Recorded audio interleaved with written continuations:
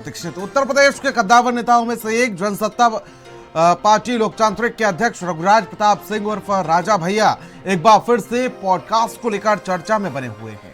आखिर ये पॉडकास्ट उनका क्यों चर्चा में बना हुआ है, रिपोर्ट के जरिए आपको दिखाते हैं।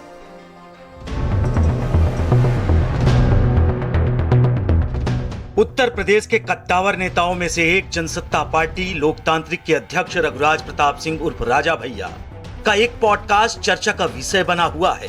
इस पॉडकास्ट में राजा भैया हिंदुओं के सबसे बड़े धर्मगुरु शंकराचार्य के बयानों पर सवाल उठाते दिखे हैं। उन्होंने आरएसएस प्रमुख मोहन भागवत के हिंदुओं का नेता बनने वाले बयान पर आयोजित पॉडकास्ट में कई मुद्दों को गंभीरता से उठाया है। इस स्पेस में उन्होंने हिंदू जन जागरण के लिए बाबा बागेश्वर धीरेन्द्र कृष्ण शास्त्री की यात्रा की सराहना की है। साथ ही उन्होंने शंकराचार्यों के धीरेन्द्र कृष्ण शास्त्री को भला बुरा कहने के मसले पर नाराजगी जताई है। पॉडकास्ट में राजा भैया ने क्या कहा, भगवा रंग में रंग गए राजा भैया, सनातन की पुकार, राजा भैया तैयार।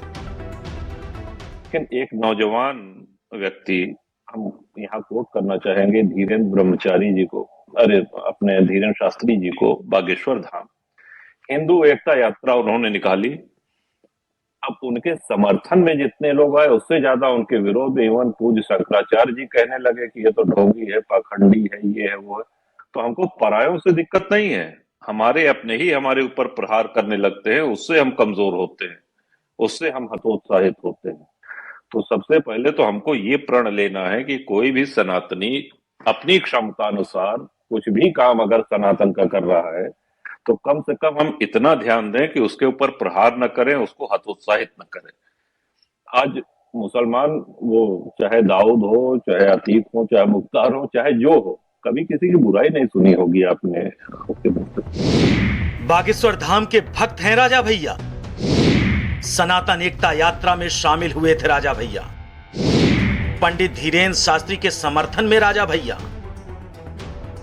वहीं दूसरी तरफ राजा भैया भगवा रंग में रंगते नजर आ रहे हैं। राजा भैया ने बागेश्वर धाम के पीठाधीश्वर पंडित धीरेन्द्र शास्त्री के सनातन एकता यात्रा में शामिल हुए थे, जिसके बाद से ही राजा भैया लगातार सनातन को लेकर अपनी बात रख रहे हैं।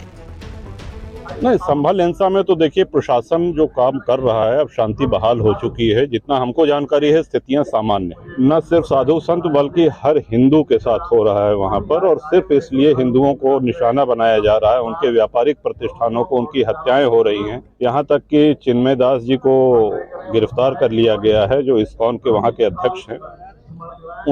उनको पैरवी जो वकील कर रहे थे उनकी भी हत्या कर दी गई।